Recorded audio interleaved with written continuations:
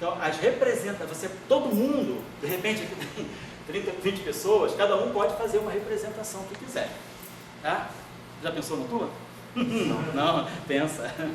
Manda aí por e-mail para nós a tua representação. Tá? Você está claro o conceito?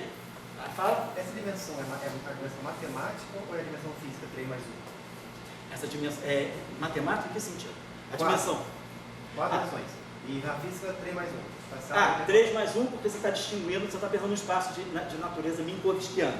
Aqui não, é tudo euclidiano. Nós não estamos distinguindo tempo de espaço. O nosso mundo aqui é galileano. Nós não estamos incluindo o tempo para formar um espaço-tempo. Nós temos o tempo completamente separado do espaço. Vamos pensando só no espaço. E muda alguma coisa? Muda. Na próxima aula a gente vai trabalhar espaço-tempo, que aí muda a métrica. Aí mudam várias coisas. Tá? Vamos agora para o espaço 6-dimensional.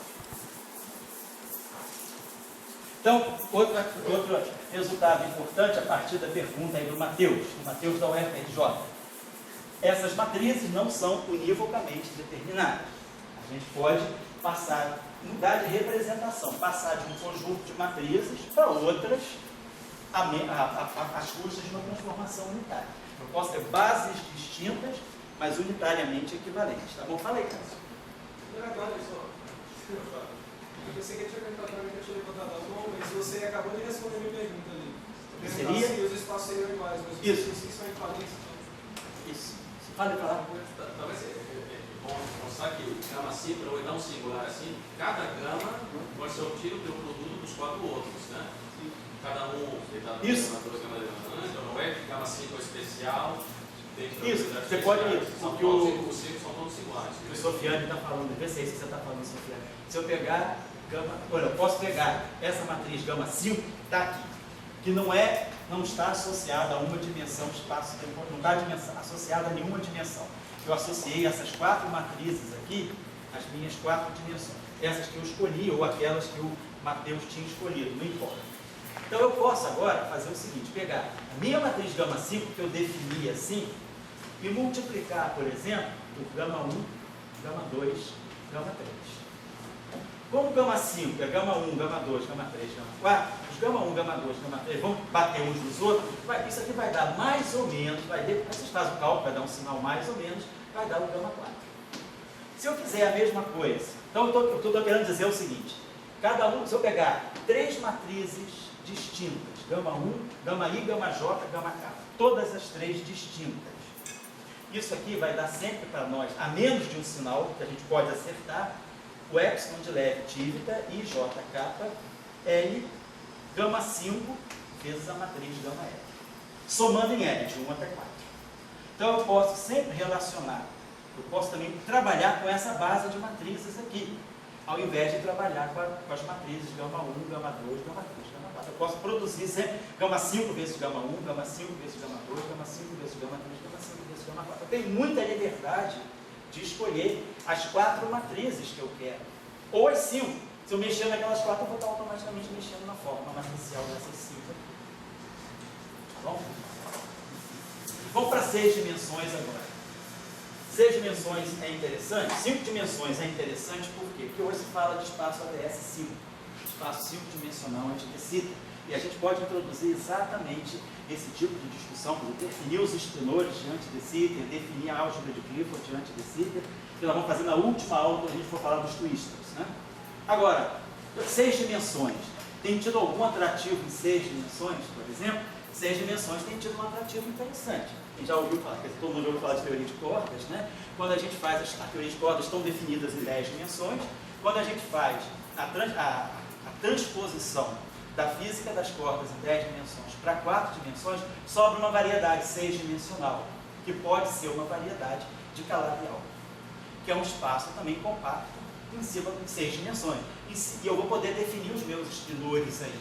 E tudo indica, né, que se as teorias de cordas forem uma boa descrição para alguma física fundamental, que, por exemplo, as gerações de quarks elétricas, elas são derivadas de espinores que são definidos nessas 6 dimensões, tipo Calabi-Yau.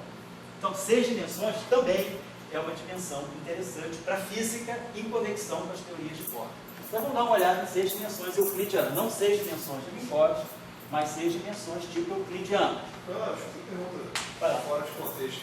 Você acredita que a gente consegue, nos próximos 50 anos, ou enfim, até eu morrer, ter energia suficiente para acessar uma dessas dimensões que a gente... Cara, bom, digamos, isso não sou eu que estou te respondendo. É o spokesman do CERN que vai falar, que a gente lê. O que o CERN, quer dizer, a expectativa agora, a projeção, né, o cronograma, era que em 2017, 2018, você já fosse começar a ter, como é que se diz, indicações indiretas da quinta dimensão. Então, a busca de dimensões extras, ela já está em cima da hora. Segundo o cronograma do CERN, 2017, 2018, você já, porque os experimentos já estão rodando, né? O Run 2 já está lá direto, já está com quase 14 testes. Então, você já está esperando, para esse ano, para outro ano que vem, já ter acesso a resultados que possam eventualmente falar da quinta dimensão. Acredito, né, pelo que a gente vê pelo tempo, eu não acredito que você vai medir outras dimensões. Eu acho que o LHC ele vai fazer o máximo para chegar na quinta dimensão. Mas quem está esperando é a lata do lixo? Oi? Quem está esperando realmente é a lata do lixo? Pode ser que tudo isso vá para o lixo. Pode ser. Ninguém diz que não. Ninguém diz que não. Pode ser que o dólar desvaloriza. Quem sabe entrando o dólar vai cair também. Quem sabe o dólar vai para a lata do lixo também, né? Nada é perene nessa vida, né? Espero, né, vai. Vamos lá. Tá bom? Então, pode ser que o modelo padrão vá para a lata do lixo? Pode. Não todo, a gente já sabe que ele não vai todo para a lata, pelo menos o fóton salva. Pelo menos sobra o fóton, né? Mas, digamos, pode ser que algumas coisas vão para a lata do lixo. O que se espera obter da quinta dimensão? Oi? O que se espera obter da quinta dimensão? Da quinta dimensão, dependendo, você pode falar de várias coisas. Você pode falar de uma família de novos bósons vetoriais intermediários, o CERN está procurando, chamado C0', W', W-'. Você pode ter acesso, por exemplo, eventualmente, a gravitons massivos que podem derivar de uma dimensão extra. Então tem uma série de... você tem trabalhos de fenomenologia que te dão uma ligação entre possíveis físicas em 4 dimensões e a quinta dimensão. Quer dizer, a ideia original de Kaluza-Klein, lá de 21, o paper original do Kaluza, era unificar gravitação com o eletromagnetismo em 5 dimensões. Então você precisava, a quinta dimensão ia ser a dimensão física correspondente à origem da carga elétrica. Depois a coisa evoluiu, veio Klein, depois veio Bergman com Einstein, veio Mandel, aí teve uma série de... Aí veio Klein também, né? E aí você chega nas 5 dimensões buscando compreender as constantes de acoplamento em 4 dimensões a partir da quinta dimensão. Então o que você espera nessa física de dimensão mais alta, né? Ela trabalhou bastante, essa física evoluiu de 1921 fortemente até 1984. Então 63 anos de evolução. 63 anos, de 84 para cá, elas entraram numa nova etapa. Não é só o aspecto de verificar as constantes de acoplamento. Você começa a ver a discussão das correções quânticas também. Então, mas assim, você está sempre ligado à possibilidade de que a quinta dimensão vai te dar, por exemplo, informação sobre algumas constantes de acoplamento ou sobre carga elétrica no nosso mundo. Então tem uma busca. Como o Dória falou, pode ser que vá para lá do lixo. Mas é uma forma de fazer física. Certo? Vamos lá. 6 dimensões. Oi? Esse Mendel que você falou. Pode falar? Esse Mendel que você falou. Mandel. É o Mendel de lógica quântica? Não, é o Mandel mais. O trabalho dele só foi citado praticamente em 1926. É H. Mandel. Eu não sei qual é a primeira inicial dele. Mas o trabalho dele é de 26. Em 26 teve 3 trabalhos que cacifaram Kaluza, de 1921. Foi o Mandel, na Alemanha, Oskar Klein, na Suécia, e o Victor Fock, na Rússia. Esses 3 trabalhos são de 26. E aí, mas as teorias passaram a se chamar só Kaluza-Klein, porque o paper de Kaluza e depois o paper de Klein caíram na mão do Einstein. Então o Fock e o Mandel ficaram meio de fora, mas a literatura cita eles. Tá? Aí você vem esses 3 trabalhos, aí você chega na década de 30, Einstein e Bergman. E depois você retorna isso só em 78. Foi muito lá na França, com Crémer, Julliard, o pessoal da École Normale.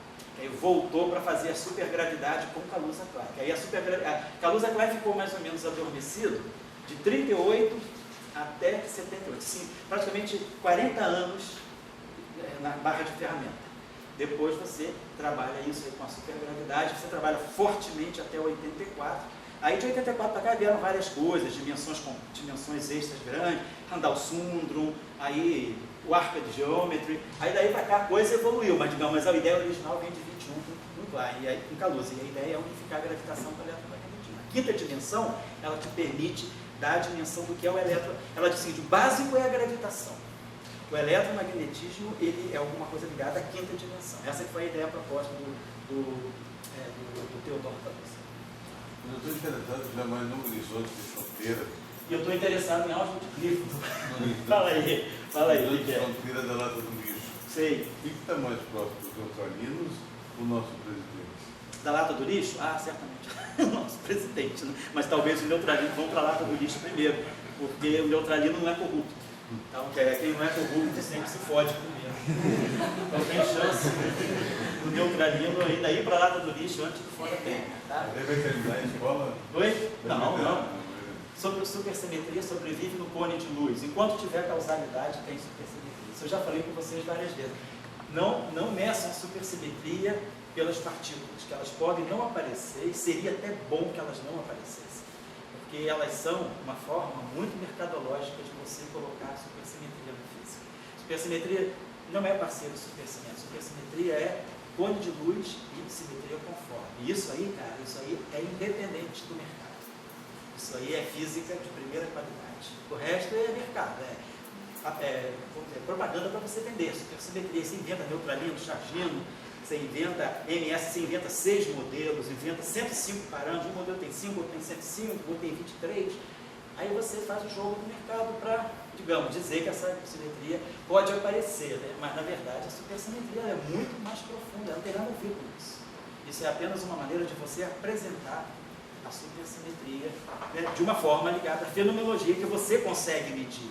Mas de repente a supersimetria está fora do nosso alcance, mas isso não impede que ela esteja nas fronteiras do cone de luz, do espaço-tempo. Essa discussão não é tão simples assim, mas também não é complicada. Mas só que a mídia coloca de uma maneira errada. Vamos lá. 6 dimensões. Então nós temos o quê? 6 matrizes, gama 1 até gama 6. Preciso dizer que todas têm que ter quadrado igual a identidade? Não preciso. Preciso dizer que todas anticomutam entre si? Também não preciso. Preciso dizer que todas são hermitianas? Também não preciso. Mas preciso fazer. Então, será que eu tenho saída para isso? Então vamos lá. O que nós estamos aprendendo? Qual é a base de tudo? Pois não? Eu achei interessante citar a hermitiana para, naquele caso, falar que elas seriam unitárias se fossem hermitianas. Você pode sempre... Você Quero que, independente da dimensão, todas sejam hermitianas, quadrado igual a identidade, e anticomutantes se forem diferentes. Mas por que você quer que elas sejam hermitianas? Porque eu quero que elas sejam unitárias. Porque se elas forem unitárias e tiverem quadrado igual a 1, elas são automaticamente hermitianas. Ou uma coisa ou outra. Sim. Você impõe unitariedade, que isso é que é importante para a física. Porque você quer que, independentemente da representação, elas sejam unitárias. Isso garante o quê? Garante a invariante do produto escalar. Você não muda a geometria. Então você quer que elas sejam unitárias. Se elas são unitárias, se uma matriz é unitária, qualquer matriz, se ela é unitária, e ela tem quadrado igual a identidade, então multiplica aqui por 1 e multiplica aqui por 1. Se o quadrado dela é igual a identidade, ela naturalmente é hermitiana. Então basta você impor a unitariedade, então já é hermitiana, porque o quadrado é igual a 1. Tá bom? Vamos lá. Então, as matrizes de Pauli se duplicaram, deram 4 dimensões. Agora, quantas matrizes nós temos ali? 5. Eu estou precisando da 6ª. Olha o que a gente aprendeu aqui. Eu tinha essas 3. Precisava de uma 4ª. O que eu fiz? Eu peguei essas 3, coloquei nessa estrutura. Dobrei a representação. Passei de uma representação 2 por 2 para uma representação 4 por 4. Dobrei a representação. E aí ganhei as 3. Mas eu precisava de uma 4ª. Qual foi o truque? Bota a 4ª com essa estrutura aqui. Porque o quadrado dela é a identidade e ela anticomuta automaticamente. Qualquer matriz com essa estrutura anticomuta com essa. Então eu vou fazer a mesma coisa agora. Em vez de eu ter 3, eu tenho 5. Então, nós vamos definir gama 1. Vamos dizer assim, vou botar assim, gama I, vou botar I de 1 até 5.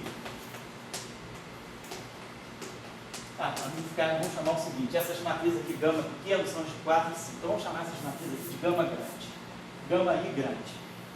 Mas aí tem o problema, não, que é gama 5. Então, vamos chamar essas matrizes gama I aqui, elas vão ser 5 matrizes 8 por 8, formadas assim. Gama I, 0, 0, menos gama I. São essas 5 matrizes aqui. Ó. Eu vou aproveitar agora 5 dimensões. São 5 matrizes 4 por 4. Então, aqui eu tenho 5 matrizes 8 por 8.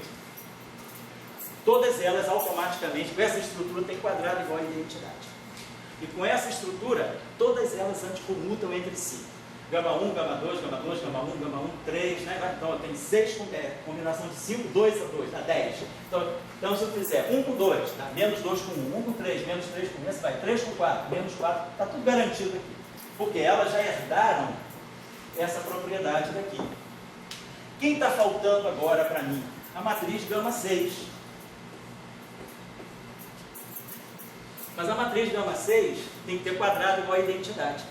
E tem que anticomutar com todas essas. Então basta eu pegar tipo a identidade.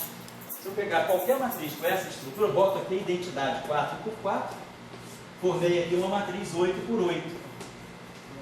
Então essa matriz aqui é 8 por 8, tem quadrado igual a identidade. É hermitiana, é unitária. Essa matriz aqui anticomuta com todas essas aqui, por causa dessa estrutura, que não tinha visto. Qualquer matriz, qualquer que seja, esteja aqui, e aqui sendo a identidade, essas matrizes sempre anticomutam. Então eu já formei a álgebra de Clifford de 6 dimensões, com matrizes 8 por 8. Então o que nós estamos observando? 2 dimensões, matrizes 2 por 2. 4 dimensões, matrizes 4 por 4. 5 dimensões, matrizes 4 por 4. 6 dimensões, matrizes 8 por 8.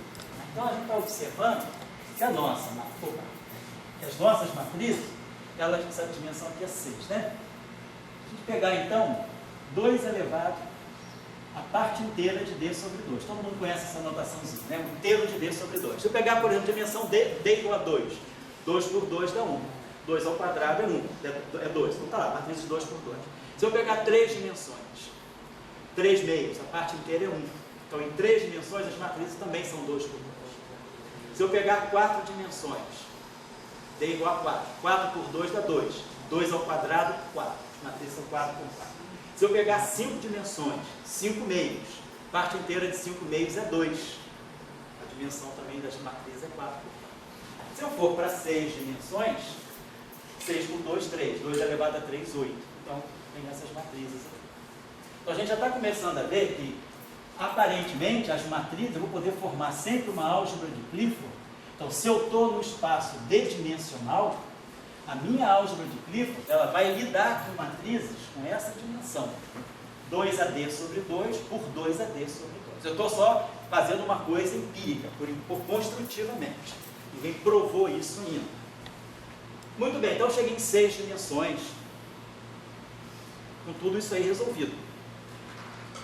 Pego as 6 matrizes e multiplico entre si. Vou definir agora uma matriz chamada assim. Vou chamar gama 7, que vai ser gama 1 até gama 7. Vou multiplicar as 6 matrizes entre si. Como eu fiz em 4 dimensões, multipliquei as 4 entre si. Por que essa propriedade aqui é interessante? Se eu multiplicar essas 6 matrizes entre si, e for fazer o anticomutador de gama 7 com qualquer um desses gama I que vão de 1 até 6, essa matriz está fora. Ela não tem 7 dimensões, eu não tenho 7 dimensões no espaço, eu tenho 6 dimensões. Essa matriz, ela entra como uma matriz extra, que não está associada a nenhuma dimensão. Mas ela vai ter a propriedade, vou pegar o anticomutador, se eu calcular o anticomutador de gama 7 com gama I, esse gama I vai sempre passar por 5 matrizes que são diferentes dele. Então ele vai pegar sempre um sinal menos.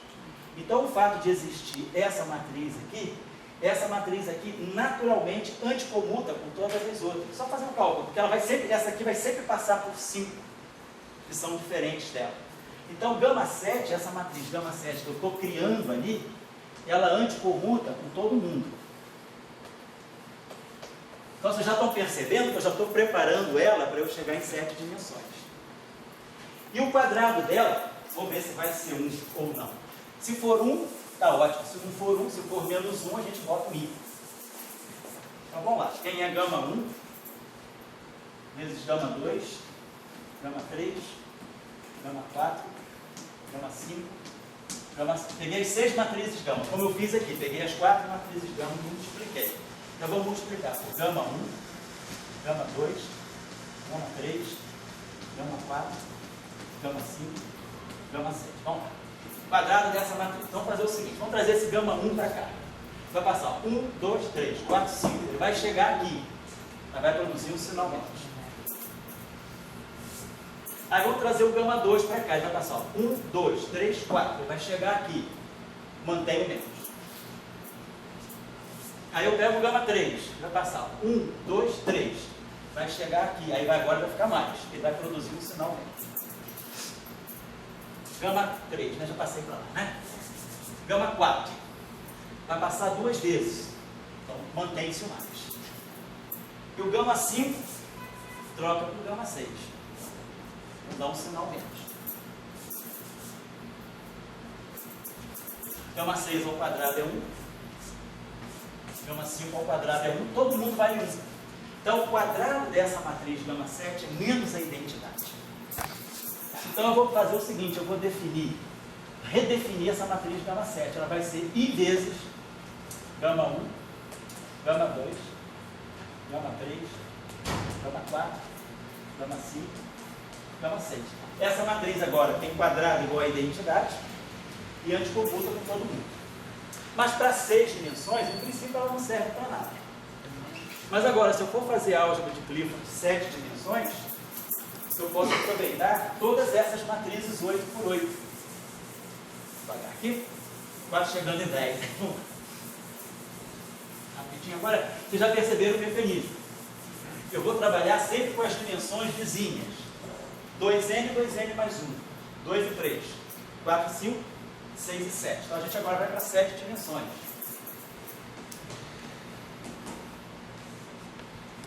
Então vamos pegar gama 1, gama 2, gama 3, gama 4, gama 5, gama 6, gama 7. Mas esse meu gama 7 vai ser I, gama 1, gama 2, até gama 6. Então eu tenho 7 matrizes. Quadrado igual a identidade, anticomutam entre si, então elas fecham a álgebra de Clifford. Então eu tenho uma álgebra de Clifford, o espaço é 7-dimensional. Então, a álgebra de Clifford, o espaço de dimensão 7, ela vai ter, vou botar assim, a dimensão, vamos botar assim, a dimensão da álgebra de Clifford, do espaço de dimensão 7, ela é 8. No sentido de que eu vou estar realizando as matrizes gama por matriz, ela vai estar associada a matrizes 8 por 8. Então, eu já fiz 6 e 7 dimensões. Então, agora eu vou para 8 dimensões. 8 dimensões é muito especial. Não sei se vocês... Eu não sei se eu mandei para vocês a referência ou o PDF do cartão. Eu mandei para vocês o cartão ou só mandei a referência? Só dei essa referência, né? Posso mandar o livro do cartão. O cartão tem um capítulo. O livro do cartão, ele descobriu os escritores em 1913. Ele publicou o livro dele em 1938. Em 1938, o cartão tem um capítulo, no livro dele, que é chamado Princípio da Trialidade. O que ele descobre através dos escritores em 8 dimensões, que vamos falar agora, é a supersimetria. A supersimetria está no livro do cartão, no Princípio da Trialidade. Só que ninguém na época, nem ele, percebeu que aquilo pudesse ter uma aplicação na física, na teoria de campos ou na física de partículas. Então, no livro do cartão, ele define 3 categorias de grandezas geométricas. Os espinores, 2 espinores, seriam os espinores do raio left e right, e os vetores, 8 dimensões. Em 8 dimensões tem uma coincidência que a gente vai ter objetos com 16. Agora, se eu for para 8 dimensões, eu vou dobrar o de 7. Então eu vou ficar com matrizes 16 por 16. Mas eu vou poder depois definir esses pilores chamados pilores quirais, que são 8 por 8, que tem a mesma dimensionalidade que o vetor. Em 8 dimensões o vetor tem 8 componentes. Então em 8 dimensões a gente pode associar os pilores quirais, left, right, com vetores. E essa trialidade que o Cartan mostra que tem um princípio de invariância entre 3 objetos, eu estou misturando 2 objetos fermiônicos com um objeto bosônico. É exatamente a supersimetria. Então, essas coisas que eu estou dizendo, a supersimetria, ela está muito intrínseca à geometria do espaço-tempo. Ela não é uma representação da supersimetria em termos de partícula. Mas eu posso não querer implementar a supersimetria como partícula. Eu posso deixar a supersimetria como uma estrutura de simetria, como é o caso da simetria conforme. Simetria conforme é importantíssima em física. Não tem nenhuma partícula associada à simetria conforme, mas ela é uma simetria importante. Então a gente pode ter simetria que não gera partícula. E a MMIL geralmente gera partículas, gera fóton, W+, W-, Z0, GLU, gravity. Mas eu posso ter simetria sem gerar partículas. Não necessariamente a supersimetria precisa gerar os parceiros, que a gente está acostumado a usar. Então, vamos falar de 8 dimensões com um pouquinho de carinho. Quanto tempo, por favor? Isso, faltam 10 minutos. Tem que acabar a aula 5 para as 4. Então, as 8 dimensões aqui, quem está lembrado, quem está com o livro do Cartan, Theory of Spinors, né?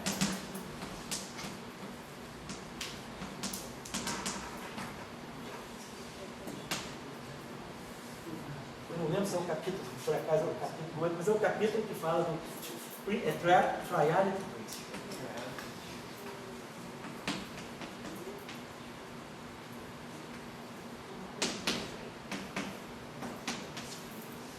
Isso está lá no livro do Cartan, isso corresponde à supersimetria. Bom, então nós estamos em 8 dimensões. Então, nós precisamos agora produzir 8 matrizes. Rapidinho, que a coisa agora é imediata. Então vocês já entenderam o mecanismo, né? Eu já tenho 7 matrizes. O que eu vou fazer agora em 8 dimensões? Nós vamos precisar de 8 matrizes. Então, eu já usei gama pequeno, gama grande, vamos chamar de gama de G. Então, eu vou precisar de 8 matrizes, G1 até G8. Todas com quadrado 1 e todas anticomutando entre si. Então, a gente pode dobrar, vamos fazer a mesma coisa que a gente fez sempre. Pega a matriz GI, de 1 até 8, e aí a gente constrói, vamos dizer, G1. Você bota aqui as matrizes, ó, GI vai ser gama I, 0, 0, menos gama I. Então essas matrizes aqui agora são 8 por 8. Era essa álgebra de Clifford aqui. É 8 por 8. Então nós estamos pegando essas 7 matrizes, 1 até 7, 8 por 8, e estamos colocando nessa forma. Essas matrizes todas têm quadrado igual a identidade e todas anticomutam entre si. Eu já estou aproveitando do caso anterior. E aí, basta eu colocar agora o meu G8. Então esse I aqui vai de 1 até 7. As 7 primeiras matrizes são essas aqui da álgebra de Clifford de 7 dimensões. E eu pego o meu G8, colocando sempre aquela estrutura. 0, identidade 8 por 8, identidade 8 por 8, 0. Então, essas 8 matrizes anticomutam entre si e tem quadrado igual a identidade. Então, fechei uma álgebra de Clifford dele. Vou para 9 dimensões. Estou em 8 dimensões. Então vamos definir aqui a nossa matriz G9, que vai ser G1 até G8, a menos de um I. Eu quero que a matriz G9 ela tenha quadrado igual a identidade. Como todas essas matrizes têm quadrado igual a identidade, no final do dia, o produto, o quadrado dessa matriz vai ser mais ou menos 1. E aí a gente acerta com um I aqui.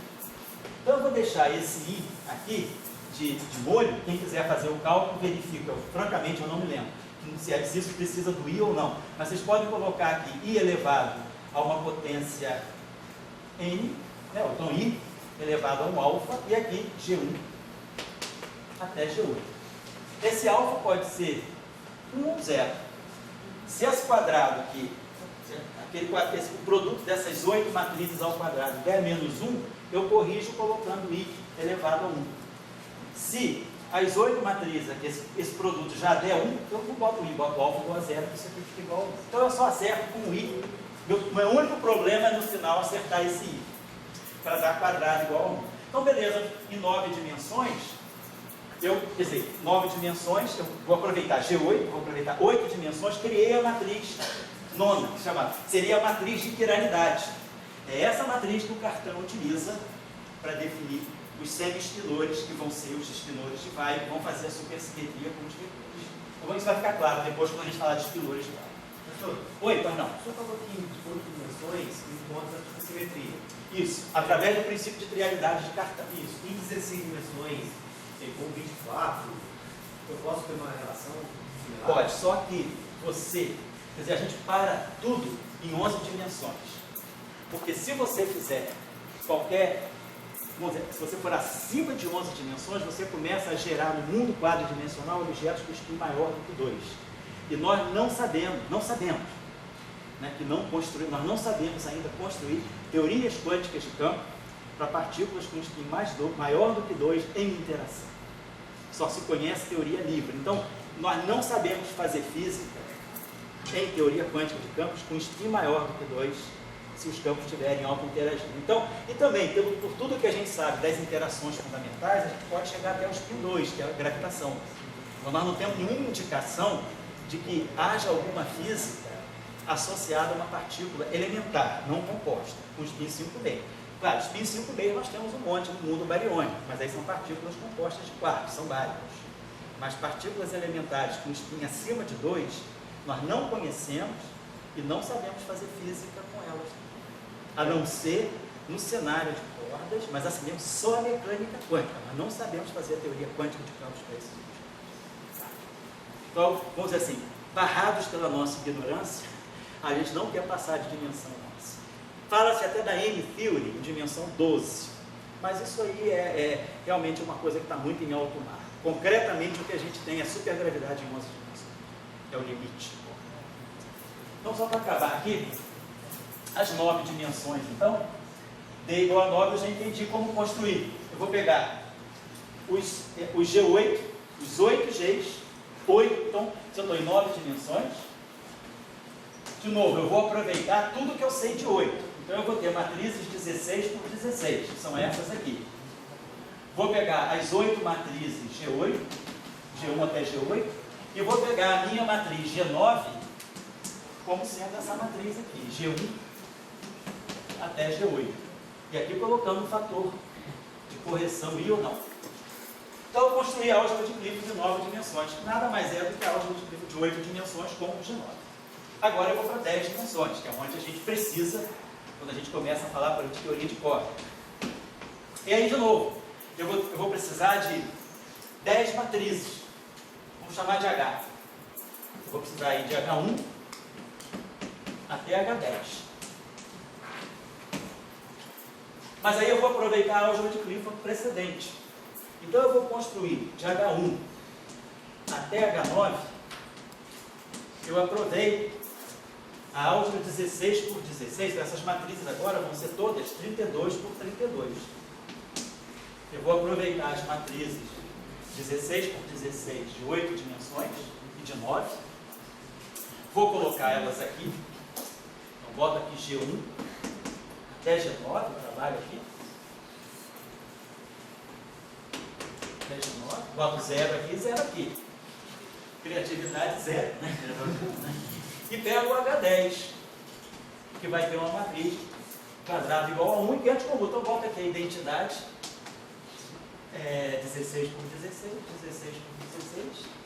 Então criei uma matriz 32 por 32, cujo quadrado é a identidade, e porque essa estrutura, ela anticomuta com qualquer matriz dessa. Quadrado 1, todas essas têm quadrado 1, então nós construímos a álgebra de Clifford de 10 dimensões. Se eu quiser ir para 11, aí então aqui eu faço Super Yang-Mills, teoria de cordas.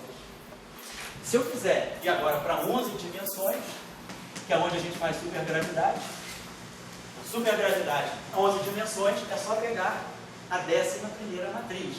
Eu aproveito a álgebra de Clifford de 10 dimensões. Então, eu vou pegar H1, H10 e vou definir o meu H11 como sendo aquele I, que pode ter ou não, vou corrigir por esse fator, mas basicamente eu vou multiplicar H1 até H10. Multiplico as 10 matrizes, o quadrado vai ser mais ou menos 1, corrijo com o I ou não, e aí eu tenho uma matriz final, que antes comuta, aí eu já me leva para 12 dimensões que a gente faz. Então, a partir da matriz de Pauli, nós construímos qualquer álgebra de Clifford. Se eu quiser ir para 12, 13, aí não importa. É só ir agora fazendo esse exercício. Então, o que nós entendemos é aqui. E aí é que entra o teorema fundamental das álgebras de Clifford, que é o teorema fundamental de Clifford.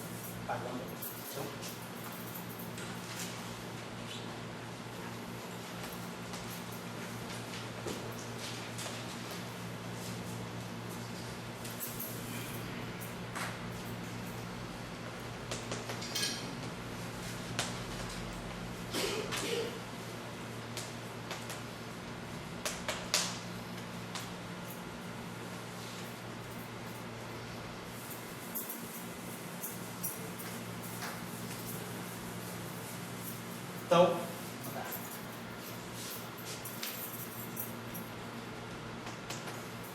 na álgebra de Clifford, de um espaço T-dimensional, então aí eu vou deixar em aberto, depois se o espaço é relativístico ou não. Por enquanto, o teorema de Clifford é independente de ser relativístico, pode ser euclidiano ou relativista. Então, a álgebra de Clifford de um espaço D-dimensional é representada porque tem a sua representação fundamental. Representação fundamental em teoria de grupos é a representação de mais baixa dimensionalidade, dimensão menor que isso. Tem a sua representação fundamental com dimensão igual a 2 vezes a parte inteira de D sobre 2.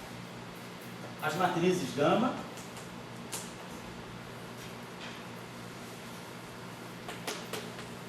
em geral complexas, porque lembre-se que essas matrizes todas, o que está dentro delas são as matrizes de Pauli. E a matriz sigma y tem I. A matriz de Pauli sigma 2 é puramente complexa, puramente imaginária. Então, as matrizes gama, vou botar aqui só para lembrar vocês, complexas, né? São 2AD sobre 2, 2AD sobre 2. Então, para 11 dimensões. 11 dimensões, 5 meios, parte inteira 5, 2 a 5, 32, está aqui. São as matrizes 32 por 32. Então, eu fixo a dimensionalidade pela dimensão do espaço. Então, eu tenho D dimensões espaciais, mais 2 vezes D sobre 2, parte inteira, dimensões da álgebra de Clifford. Então, as matrizes são matrizes. Se esses objetos são matrizes, e eles têm dimensão 2AD sobre 2, eles estão atuando em vetores. Matriz atua em vetor. Então, esse espaço onde essas matrizes existem é um espaço. Então, as matrizes gama são 2 e os vetores, vamos colocar assim, entre aspas, né? Os vetores complexos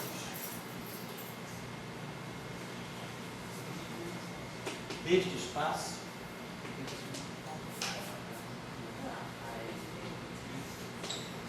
vamos botar aqui, possuem 2 elevado a D sobre 2 componentes, são os chamados espínulos. Então, nós vamos dizer assim, chegamos a uma categoria de objetos complexos, que ainda não, aos quais não atribuímos um significado físico, mas a gente sabe que a partir de um espaço-tempo, nós conseguimos construir uma classe de novos objetos complexos com essa dimensão, 2 elevado a D sobre 2 componentes. Então, para 11 dimensões, nós temos objetos com 32 componentes. Ao passo que os vetores desse espaço têm 11 componentes. Mas nós temos objetos de 32 componentes complexas.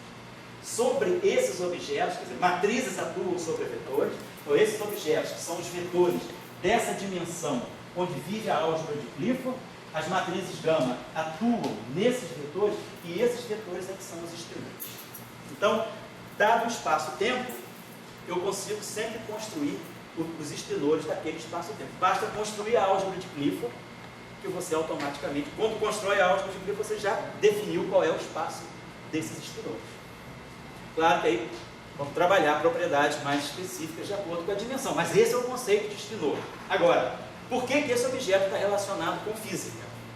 Por que esses estenores, Pauli, né, o trabalho de Uhlenbeck Goldschmidt, de 1925, eles propõem o conceito de spin per elétron. Pauli, em 27, introduz a ideia de que esse spin pode ser descrito por essa entidade matemática, que é o estenor, e é o estenor do espaço tridimensional. Então, Pauli introduz o estenor 2×2, para representar os 2 graus de liberdade de spin do elétron. Aí Dirac, em 1928, dobra essa representação, porque ele introduz a relatividade. Então ele vai para 4 dimensões, não para 2, não para 3 espaciais, ele introduz o tempo. E aí tempo e 3 espaços formam os 4 dimensões. E aí os estenores têm 4 componentes, como a gente já viu. Então a álgebra de Clifford, ela foi entrando na física a partir do momento que a gente foi entendendo como introduzir o conceito de spin na mecânica quântica ordinária e na relatividade.